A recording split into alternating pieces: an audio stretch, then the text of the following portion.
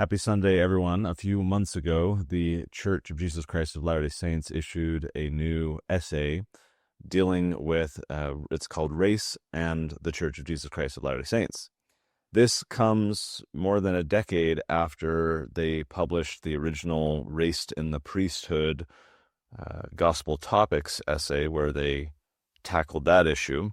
That got a lot of press and airtime. I've talked about that in the past, particularly regarding the statements and quotes around the reason for the ban on the priesthood for Black individuals.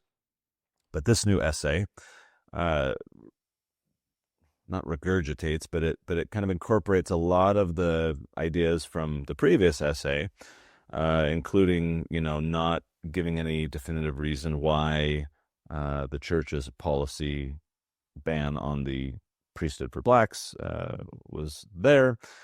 This new article does contain a brief statement on interracial marriage, which is the focus of today's music.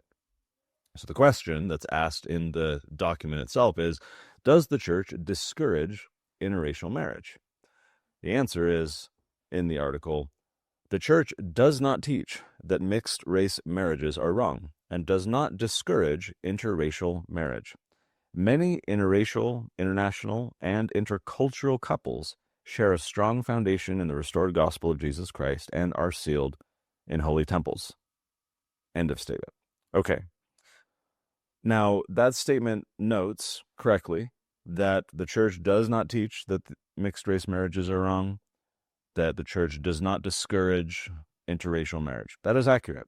However, both of those statements are in the present tense, right? The church does not teach. The church does not encourage.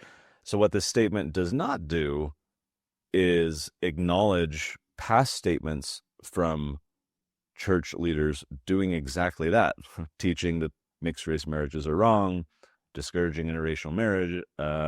So it's great that the current church policy is to not teach or discourage these things, but it opens the question of, well, then why was this done in the past? And were past leaders right to do so? And, the new church position is kind of a woke whatever, new thing? Or is it vice versa, that the past leaders were wrong to do that? They were incorrect in their position, and the church has kind of recovered and fixed that issue. Not everyone, of course, is a fan of the church's position or lack thereof, you might say, on interracial marriage. There's this thread on the LDS Freedom Forum that I used to frequent a decade or so ago, but I found this online. The poster asks, why is the church purposely promoting interracial marriage? And he was remarking on a photo a few years ago on the church's website showing a couple, an interracial couple, and their children. And it was featured, I guess, prominently at the time on the church's website for a moment in time. And this individual is saying, why is the church promoting that? A few of the comments were rather enlightening and interesting. One commenter said, promoting interracial mixing not only goes against Scripture, but it also makes a lot of our early church leaders look really bad, particularly the prophet Joseph, Brigham Young, George Albert Smith, Mark E. Peterson, Bruce R. McConkie, and Spencer W. Kimball, just to name a few. Now, we'll cover what the Scriptures say, what church leaders have said in just a moment. I take umbrage with the fact that Joseph had anything to do with this.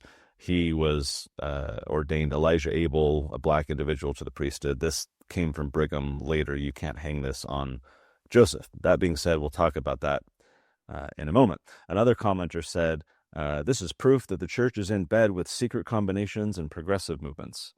Another said, I think the church is doing it to please the world and jump on whatever trend bandwagon they see in this. Okay, so clearly there are people out there, members of the church, who believe that the original position was correct. Just like after the ban on Blacks in the priesthood was dropped, there were many members of the church who felt that was wrong, right? And thought that the church was caving to the, civil rights movement and whatnot, right? So there are still people who think that about interracial marriage and who think that the church is kind of going woke in promoting mixed race couples, and going against purportedly what the scriptures say and what church leaders have said. What do the scriptures say? Of course, there's a few scriptures that relate that most people point to when they're taking this hardline position. Let's start with Alma 3. Alma 3 is talking about how the Lamanites had a darkened skin according to the mark which was set on their fathers, a curse on them, it says in verse 6, because of their transgression and rebellion against their brother. And then we get into verses 8 and beyond that says, this was done that their seed might be distinguished from the seed of their brethren, that thereby the Lord God might preserve his people, that they might not mix and believe in the incorrect traditions which would prove their destruction. And it came to pass that whosoever did mingle his seed with that of the Lamanites did bring the same curse upon his seed. Therefore, whosoever suffered himself to be led away by the Lamanites was called under that head, and there was a mark set upon him. And it came to pass that whosoever would not believe in the tradition of the Lamanites, but believed those records which were brought out of the land of Jerusalem, and also in the tradition of their fathers, which were correct, who believed in the commandments of God and kept them, were called the Nephites, or the people of Nephi from that time forth. All right. So here we get an example of purportedly a skin color-based segregation that the Lord imposed upon the Lamanites. And people look into this and say, well, look, you get the seed mixing and then the curse comes upon you. Therefore, don't mix with, people who have that mark set upon them, ergo dark skin color, because then, the curse will come upon your seed. A few things to note here. Number one, I find it curious. Most people historically have assumed that this is, the Lamanites had this dark skin, and then if a white Nephite intermingles, marries, with a dark-skinned Lamanite, that their children, their seed, right? Because it says in verse 9, whoever mingles his seed with that of the Lamanites did bring the same curse upon his seed. So you get a mixed race offspring, right, who carries that curse. And yet in verse 10, the next verse, it says, whosoever suffered himself to be led away by the Lamanites was called under that name. So you're now a Lamanite if you're joining that faction. And there was a mark set upon him. So if I, a white Nephite, go and intermingle with the Lamanites, I get that my seed, my children will have a mixed race, whatever, if in fact we're talking about skin color here. But verse 10 says that there is a mark set upon him, the individual, me in this example, me who leaves the Nephites and joins the Lamanites. A mark is set upon me. Now, I don't think we believe that the Lord will, poof, you left the Nephites, you joined the Lamanites, magically your skin color changes, right? Like you as an individual. I don't think that's what's going on here. So I think the conventional interpretations of skin color as it pertains to the curse, I think are challenging, problematic, perhaps a little bit more nuanced and different than what we suppose. But what's the reason why the Lord put this mark upon the Lamanites? It wasn't that he didn't want skin color to mix. It wasn't anything other than, as it says in verse 8, that they might not mix and believe in incorrect traditions, which would prove their destruction. So the reason why the Lord didn't want them to mix was because they would inherit the false traditions of the Lamanites. It was that if you intermingle with those people, you will embrace their ideas, right? The slow stain of the world that we've been talking about a few times. I'm working on that book still. Comes out in September. So if you intermingle with other people, you embrace their ideas. And if those people have false ideas, right, it was a way for the Lord to say, stay away from those ideas. The ideas are the problem, the traditions, the behaviors, the apostasy. That's what's at issue. That is the reason why the Lord did this mark, whatever that is. It wasn't because of skin color. It was because of ideas. We see this, in fact, in the last verse I read, verse 11, where each faction isn't distinguished by skin color. They're distinguished by their ideology, their belief system, right? Whoever would not believe in the tradition of the Lamanites, but instead believed in the records brought out from Jerusalem and in God, etc., those people were called the Nephites, right? Or the people from that time henceforth. You can have dark-skinned people who believe those things, and here they were called, Nephites. It was about the ideas, not about the skin color or the heritage or the culture. It was what you believed, Now, it could be about the culture in the sense of like if you inherit your traditions of the fathers and you're not purging them and deciding differently, but people have agency and they can become converted, as many people were throughout the Book of Mormon.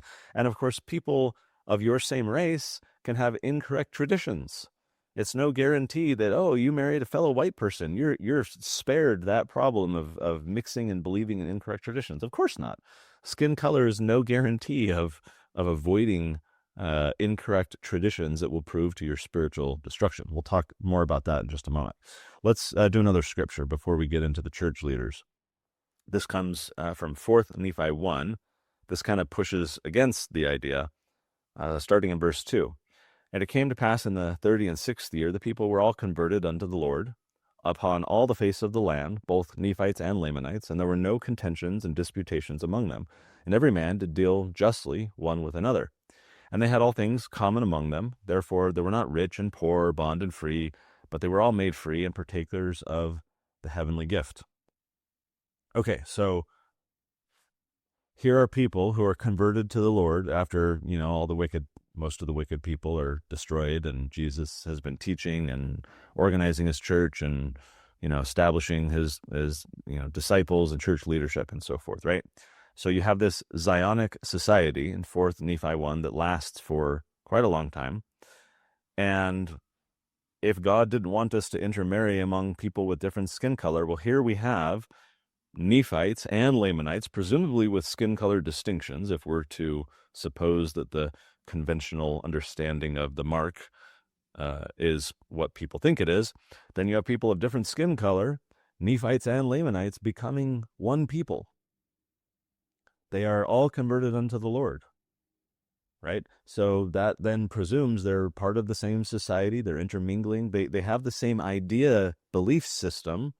That's what matters. And then everything else is a free intermingling and whatever, right? So they're people intermarrying. If God didn't want different people of skin color or cultural background to be intermarrying, then why would a Zion society be doing that? Clearly, it's about the ideas and not about anything superficial apart from that. That didn't stop church leaders in yesteryear from taking what I believe is plainly apparent as the wrong interpretation of what's going on here. Of course, this starts with Brigham Young. 1852, he says that if any man mingle his seed with the seed of Cain, the only way he could get rid of it or have salvation would be to come forward and have his head cut off and spill his blood upon the ground. It would also take the life of his children. Wow. So much for not thinking that the sins of the father can be, put on the kids. Here he's talking, of course, about blood atonement. Talked in a previous musing all about Brigham Young and blood atonement and the other false doctrines that he brought into the church. But here you've got him saying, if you mingle your seed with the seed of Cain, the only solution is for you to spill your blood upon the ground and have the lives of your children be taken. Like, that is a calamitous thing. Brigham is not talking about ideas or belief systems. It is the act of intermingling, the act of having sex with someone of black ancestry and having offspring. That itself, in Brigham's view, is so inherently problematic that it requires death.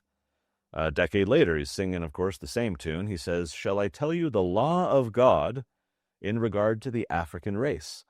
If the white man who belongs to the chosen seed mixes his blood with the seed of Cain, the penalty under the law of God is death on the spot."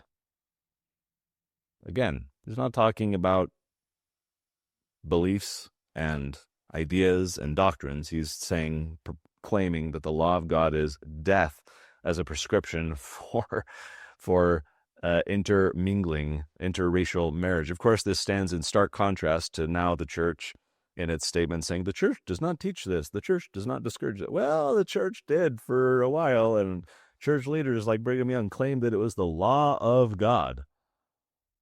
Again, we have to grapple with this issue of not everything a church leader says is accurate, is consistent with Scripture, with God's revelations, is prophetic. And so we need a better framework as church members to navigate these issues, because you can't just whitewash it and say in a statement, oh, the church does not teach this, because then people find out, well, the church used to teach us, So what's up with that? And then without a clear framework of how to resolve these issues and navigate that, many people struggle and they abandon the church. They abandon the gospel. They presume that, oh, it must be rotten, so whatever, I'm going to go elsewhere. That to me is the spiritual carnage that is produced without being able to clearly delineate what is from God and what is from man. And the confusion that arises from just presuming that everything the church leaders say is, especially the leader of the church, the president, everything must be from God. And when we take that position, we run into problems like this. And many members have. And I think that's unfortunate because we have to clearly recognize that a lot of these statements, though perhaps well-intended and a product of their time, were not in fact from God. Therefore, we can presume the same of our day, that perhaps though well-intentioned and a product of their time, there are things being said and taught today that our grandchildren, right, will look at and think, what was going on? Why did they do that? Why did they claim that the vaccine was a literal godsend and safe and effective, right? Like, whatever. Pick your issue.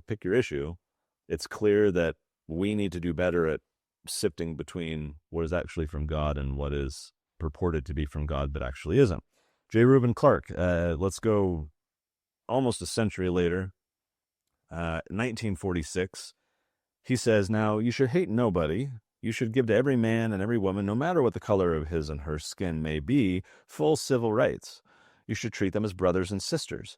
But do not ever let that wicked virus get into your systems that brotherhood either permits or entitles you to mix races which are inconsistent. Biologically, it is wrong. Spiritually, it is wrong. So he's saying it's a wicked virus, the idea that brotherhood justifies intermingling of races. He calls these races inconsistent and that it's wrong, both biologically and spiritually. The following year, George Albert Smith says, this is in a letter to someone, I believe the first presidency signed onto this. I didn't verify that before this video, so do your own homework if you like. But I recall that this was more of a first presidency thing than George Albert Smith himself. The quote is, furthermore, your ideas, as we understand them, appear to, they're responding to somebody, as we understand them, appear to contemplate the intermarriage of the Negro and white races, a concept which has heretofore been most repugnant to most normal-minded people from the ancient patriarchs till now. God's rule for Israel, his chosen people, has been endogamous. There is growing tendency, particularly among some educators, that is, it manifests itself in this area, toward the breaking down of race barriers in the matter of intermarriage between whites and blacks. But it does not have the sanction of the church and is contrary to church doctrine. Okay, let's break that down. God's rule for his chosen people has been endogamous. That means to marry within your own community. Okay, so that's what that means. They claim that the intermarrying of the Negro and white races is a concept which heretofore has been most repugnant to most normal-minded people, which, sorry, but truth, let alone God's doctrine, is not decided based on a majoritarian opinion of whatever you claim to be normal-minded people, because often throughout society it's been those who have been deemed fringe and radical and outside of normal-mindedness that are the ones that are accurate and true, right? And so to say, oh, the most normal-minded people have considered this idea repugnant, what does that mean? Who cares? People have, in large majorities, frequently been wrong, and even that they're conceding with this quote that there are some normal-minded people who don't share that opinion. So what does that have to do with anything? Truth, God's truth, is not established by whatever large groups of people believe. But then they conclusively state that this idea of intermarriage does not have the sanction of the church and is more than that, because that's policy, right? Oh, it doesn't, church is not sanctioning that. But they claim it is contrary to church doctrine. Interesting. 1947, right? Then again, the ban on priesthood, on black individuals to, go to the temple and priesthood didn't say anything about intermarriage. They're just going off of the Brigham Young type interpretation with all this stuff, including blood atonement. Fast forward about a year, we get to Spencer Kimball. He says that When one considers marriage, it should be an unselfish thing. But there is not much selflessness when two people of different races plan marriage. They must be thinking selfishly of themselves. They certainly are not considering the problems that will beset each other and that will beset their children. We are unanimous, all of the brethren, in feeling and recommending that Indians marry Indians and Mexicans marry Mexicans, the Chinese marry Chinese and the Japanese marry Japanese, that the Caucasians marry the Caucasians and the Arabs marry Arabs. Unanimous, all the brethren, 1959, claiming it's selfish to marry someone of another race because of the problems that will beset each other and the children. So based on how society is behaving, based on how you might be treated, it's selfish of you to marry someone that might invite, and attract conflict. Okay. Let's fast forward about another decade again. We get to Harold B. Lee, who, as president of the church, says, "It might not be amiss, likewise, to urge upon you the most serious consideration of any question of your possible intermarriage with individuals of any other race than your own. No one of you with safety can defy the laws of heredity and the centuries of training that have developed strong racial characteristics and tendencies among the distinctive peoples of the earth, and then expect to find a happy, congenial family relationship from such a union. The wisdom of experience fully demonstrates the importance of your marrying those of your own race and those with a similar background of customs and manners." Okay. A few years later, Boyd Packer says, "We've always counseled in the church for our Mexican members to marry Mexican, our Japanese members to marry Japanese, our Caucasians to marry Caucasians, our Polynesian members to marry Polynesians. The counsel has been wise." Of course, here he's echoing from almost 20 years earlier, Spencer Kimball's quote, saying at the time that it was unanimous of all their brethren. So Boyd Packer, 2 decades later, saying, "We've always given this counsel, and the counsel has been wise." Still getting that, and this is 1977. You get the, priesthood ban overturned, et cetera, but this stuff still lingers. 1995, the church produced an Aaronic priesthood manual, which was used all the way up until 2013. Okay. But again, written in 95, nearly 2 decades after the priesthood ban was lifted, and under a section called Choosing an Eternal Companion, it includes a 1976 quote from Spencer Kimball that said, "We recommend that people marry those who are of the same racial background generally." So all the way up until 2013, this is still being approvingly quoted and included in a church manual for young men with counsel regarding choosing their eternal companion. This didn't go away when the priesthood ban was lifted. This stuff lingered, including to today. The church in 2003 published an Institute manual still in use for the Eternal Marriage Institute class, which in a section on marital happiness and unhappiness includes the same Spencer Kimball quote to this day. So this stuff lingers, right? Hasn't totally gone away. Now, much of these quotes, I believe, are simply a product of the culture, right? Lots of these church statements were around when interracial marriages were, legally banned, enforced by law, by those who saw interracial marriage as a moral crime. These laws were called anti-miscegenation laws. The first of them enacted way back in the mid-1600s in the colonies. Initially these laws targeted marriages between whites and enslaved or indentured Black individuals. Maryland was the first in 1664. Virginia followed a few decades later. As time progressed, some of these marriages were sometimes allowed as long as a license was given, as long as you obtained a marriage license, but those licenses were often, of course, very hard to get because these people did not want the intermingling of the races. By the time we get to the 18th century, these laws also then expanded to apply to Native Americans, Asian Americans, South Asian immigrants, and so forth. North Carolina's, for example, in 1715, their law sought to prevent illegal and unlawful marriages and required that the betrothed couple seek a government license in order to sanction their union. A follow-up law a few decades later sought to prevent clandestine and unlawful marriages, also prohibiting interracial marriages, and the license was how they would do it. You have to get a license, but those were hard to get if you were wanting to marry someone outside of your race. These laws, of course, were challenged starting in the Perez versus Sharp case in 1948 before the California Supreme Court at the time. And that court struck down the state's ban on interracial marriage. This was the first such ruling in history in 1948. Despite that precedent and that outcome, interracial marriage was still prohibited in 31 states in 1960. So the plenty of state, of course, California Supreme Court can't strike down another state's law. It only pertained to California, but the trickle down effect or spread was minimal. Then we get to Loving versus Virginia in 1967. This is the landmark case involving a white man and a black woman. They were arrested for violating Virginia's law after marrying in Washington, D.C. In June of 1967, the U.S. Supreme Court ruled that these anti-miscegenation laws violated the equal protection and due process clauses of the 14th Amendment. So this decision rendered all these laws unenforceable across the states, even though many states kept their laws on the books for even decades after that.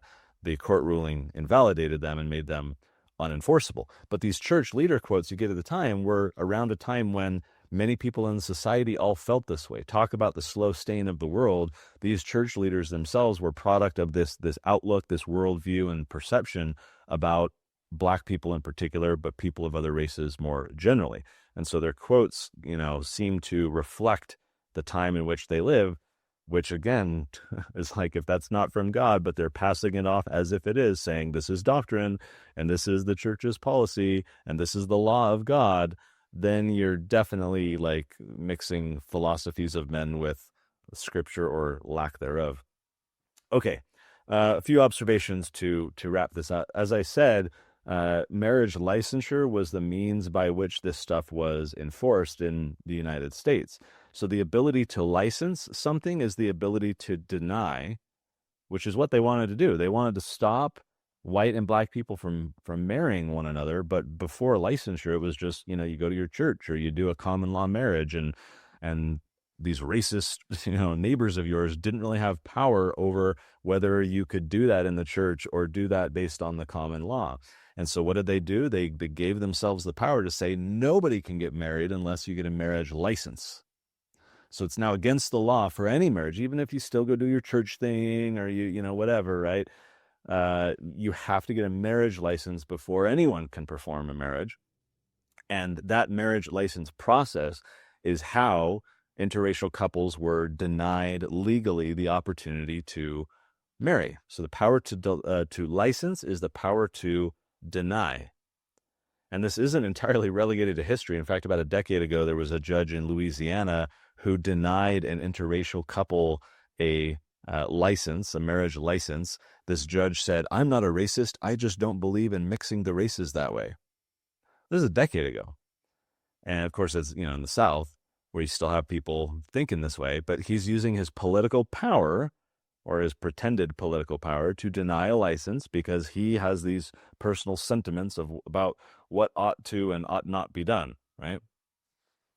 Originally, another observation is that church leaders, particularly Brigham and then others who followed, held the position that interracial marriage was inherently wrong and a violation of doctrine.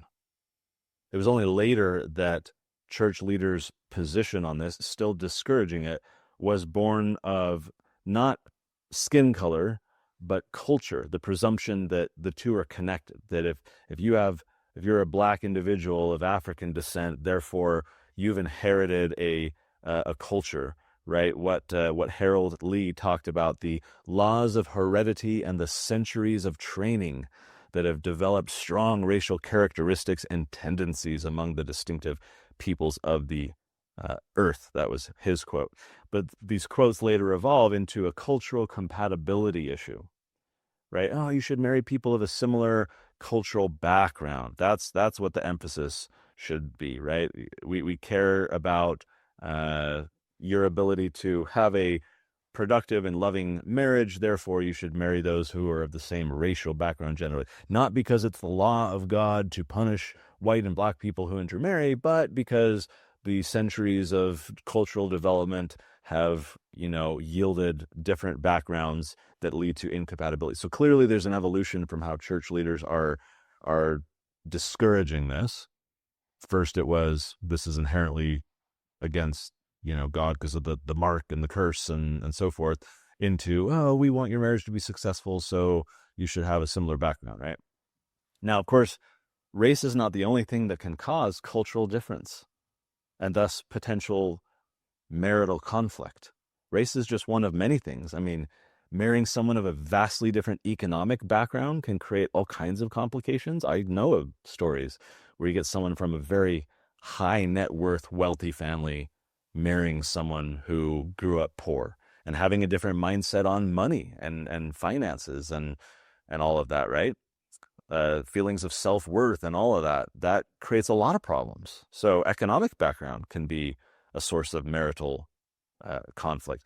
Nationality, right? Even two white people with different cultural backgrounds based on the countries that they were born in, has nothing to do with skin color. You can get two black people who are the same, one who was from Nigeria and, one who grew up in Jamaica or something, right? Like, we're in Brazil, pick your country. There's plenty of black people everywhere. Your nationality and kind of cultural upbringing, I think, I know can create marital conflict potentially. Religious upbringing, same thing. If you have different religious backgrounds and worldviews on matters of faith and, who we are, where we came from and where we're going and all the big questions in life, that can and does create a lot of marital conflict. Political leanings, the same thing, right? And yet church leaders have largely, comparatively, been silent here. Why is it bad to marry mixed race, but no comment on a conservative and a progressive, marrying, even though they're of the same race, right? There are other sources of marital conflict beyond just race. In fact, race is the most superficial of them, because just like with the Nephites and Lamanites, you can have people of different backgrounds who become converted to the same ideas. They share the same ideas. That's what matters. That's the whole reason God did a mark to begin with, was to prevent people from embracing the false traditions that might lead to their spiritual destruction. But who cares about skin color? It's this entirely superficial thing. Perhaps in some small way, it's a proxy measurement for culture, right? But you can have like an adopted black kid in Provo, Utah, who grew up in a particular culture and religious upbringing and economic background, though having a certain skin color, has a totally different behavior and mindset and outlook and worldview and all of that. What does skin color have to do with it at the end of the day? It's a very superficial thing. The Lord looketh on the heart, right? Not as the man looketh in superficial ways, and yet you get all this fixation on skin color. And the argument is negated by having, as I said, a black person raised in the same culture as a white person, and then they marry. Skin color really ultimately doesn't have anything to do with it. And in fact, this is exemplified in Spencer Kimball's quote. If you expand it out a little more than what I shared, he said, "We recommend that people marry those who are of the same racial background generally, and of somewhat the same economic and social and educational background, and above all, the same religious background, without question." So the issue is culture and values alignment. That's it. So sure, fine. It's generally good counsel to marry someone who shares your values and has a different cultural background, but there's nothing wrong with having different cultural backgrounds. There might be some marital issues you got to work through, but guess what? Even if you have similar economic and religious and educational and racial backgrounds, there's plenty of other things that can cause marital conflict, right? Like, so I get, hey, let's try and minimize the sources of this conflict, but this has nothing to do with doctrine. This has nothing to do with God. This is just like marital counseling 101 of like, hey, generally try and have a lot in common with your spouse so that you can get along and have a long marriage together. Like, great. That's just general good marital advice. Has nothing to do with, oh, we shouldn't have an Asian person and a white person having babies together, right? Like, no. Even though clearly church leaders early on felt quite strongly about that. Ultimately, I don't think that the Lord cares about interracial marriages. He cares about people marrying outside the covenant. He cares about the ideas that people have, their fidelity to him, no matter their skin color. Ultimately, in my mind, the only race is the human race. It's this like progressive, whatever agenda trying to divide people into things like race, all the DEI crap and white privilege and reparations and all, like, that division is not of God. Just as in 4th Nephi, all these people came together and they were of one heart and one mind, despite different cultural and religious and economic and racial backgrounds. What mattered was the ideas, their commitment to God, the fact that they had a relationship with him. They saw themselves as his children. That is what matters. Who cares about race? Clearly some people do. And we have this like church baggage, cultural baggage of like, oh, it's bad, right? And some people have been brought up that way, and some older people still cling to those ideas because that's how they were taught growing up. But that seems to me to be an artifact of a flawed policy, denying Black people the priesthood and interpreting the mark in the most narrow way possible so as to then presume that other people who are Black must all have the curse, therefore never mix your seed with theirs, as J. Reuben Clark called it, a wicked virus. Right? Like, clearly there were some strong opinions back in the day, though I believe those opinions were entirely born out of the product of the times when plenty of other racist people held those opinions, but this wasn't from God. And so for the people who think that the church on this issue has gone woke and progressive and whatever because they have a picture of an interracial couple and therefore are promoting interracial marriage, I disagree. I do not agree with those people that the church on this issue has somehow embraced wokeness because they've softened, if not almost entirely abandoned, the discouragement on interracial marriage. I think it's a purging of incorrect things, a lot of false stuff that we got from Brigham and his buddies that we continue to grapple with that's still in the Institute manual, so that, needs to be addressed. But by and large, this has gone down the memory hole. Now, that's kind of wrong. That's from 1984 in Orwell, right? They'd put all the stuff down the memory hole and it would get incinerated. The problem is there really is no memory hole. You can't just say, oh, sweep it under the rug. Today's church is no longer saying that. We don't discourage it. Because then, as I said, people, on the internet or whatever, find out that church leaders used to say this stuff and they used to interpret the scriptures this way and they used to whatever, right? And then they have to grapple with, well, wait a minute, like, were they wrong and today's leaders are right, or vice versa? Or what does this mean? And why is it changed? And why has no one clearly explained the change? Because explaining it would mean kind of throwing under the bus those early leaders, as this person on LDS Freedom Forum said, right? Again, I quote from this poster: promoting interracial mixing not only goes against scripture, but it also makes a lot of our early church leaders look really bad. And then he names some names. Well, yeah, it does make them look bad. They were wrong. That's okay. We can be charitable. We don't have to demean them. We don't have to presume that everything they said was wrong and throw out the baby with the bathwater, right? They were a product of their time. They were stained by the world. They inherited false traditions from the Brigham Youngs of the world, and they passed it on as the law of God, as doctrine, as truth, when in fact that wasn't the case. All the more reason why those of us who want to follow God and have a relationship with him and build our testimony on the rock of Christ need to make sure that we are steering clear of the traditions of men, the false traditions of our fathers, even those within the church, right? Because there are tares amongst the wheat. There are challenges within the church, and church leaders who are an outgrowth of the membership more generally are not immune from that. So I think it's a positive sign that the church is no longer discouraging interracial marriage, because we should be focused on the ideas and the beliefs and the doctrines, right? That is what matters, regardless of skin color or any other factor like economic background or culture or nation or language or anything like that. What matters is, what do you believe? What is right? What is true? How do we identify it? How do we cling to it? How do we defend it and promote it? That's what matters. That's what I think God cares about, not about the superficial stuff. So, kudos to the church for moving past that. I think it would be healthy for us to more sternly say they were wrong. The church, I think, struggles to do that because to publicly admit that past leaders were wrong presumes and invites the idea that current church leaders might be wrong in some things. which goes against our cultural, perspective on leaders of the church. But you look at the past and you can't help but see that was the reality. Therefore, it might be the reality today. So I think we continue to struggle with that as the church. And until we have that framework in place, until we have a better ability as a church to admit that church leaders can be a product of their culture and say wrong things and claim things are from God that aren't, we're going to continue to stumble and struggle. And I don't want that. I want people to, stay with, on the path, to stay, clinging to the iron rod and not be distracted by the slow stain of the world. Tell me what you think. Are you familiar with any other scriptures, quotes that come to mind?